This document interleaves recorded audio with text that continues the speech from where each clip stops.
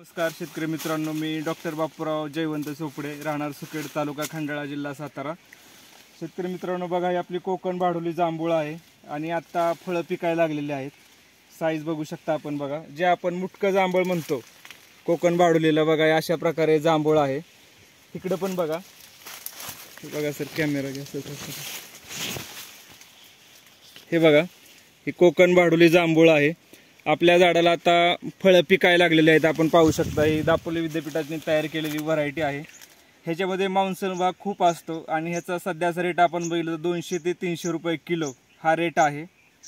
तर माझी शेतकरी बंधूंना विनंती आहे की जांभळीचं प्लांटेशन करताना आपण कोकण भाडोली या जातीची निवड करावी।